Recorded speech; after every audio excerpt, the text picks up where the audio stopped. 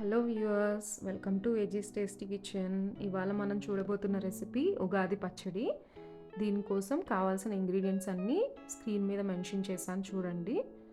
And దీనికోసం ముందుగా ఒక చిన్న బౌల్ తీసుకోండి.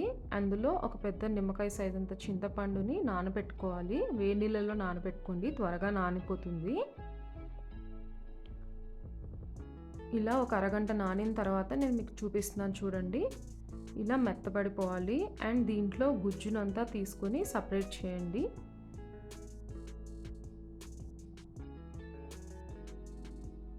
ఇలా బాగా కలుపుకోవాలండి. చేత్తో కదిపితేనే వస్తుంది, లేకపోతే స్పూన్ పెడితే రాదు.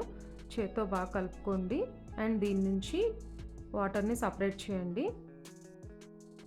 ఈ వాటరే మనం ఉగాది పచ్చడిలో యూస్ చేయబోతున్నాము.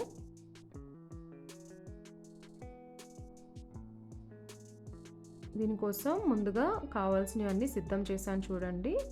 వేప పువ్వు, ఉప్పు, తర్వాత మామిడికాయ ముక్కలు, కొద్దిగా పచ్చిమిర్చి అండ్ తురిమిన బెల్లం అండ్ మనం గుజ్జు తీసుకున్న చింతపండు.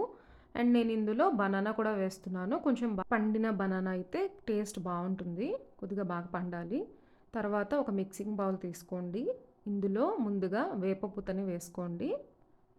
ఆ తర్వాత ఉప్పు, ఆ తర్వాత రసం తీసి పెట్టుకున్నాం కదా చింతపండు, అది కూడా వేసుకోవాలి. ఆ తర్వాత తురిమిన బెల్లం, అలాగే మామిడికాయ ముక్కలు కూడా వేస్తున్నాను, పచ్చి మామిడికాయ ముక్కలు. తర్వాత పచ్చిమిర్చి వేస్తున్నాను. నేను ఇక్కడ పచ్చిమిర్చి తుంపి వేస్తున్నానండి. దీని ప్లేస్లో మీరు కావాలంటే మిరియాల పొడి కూడా వాడచ్చు. కాకపోతే చిన్నపిల్లలు ఉన్నప్పుడు తినడానికి ఇబ్బంది పడతారు కదా మిరియాల పొడి, అందుకని పచ్చిమిర్చి అయితే సపరేట్ చేయొచ్చు.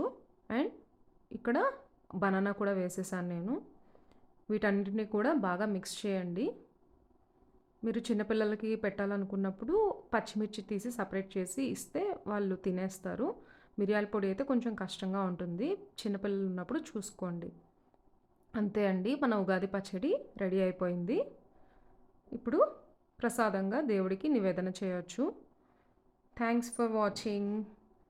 And please like, share and subscribe to our channel. Thank you.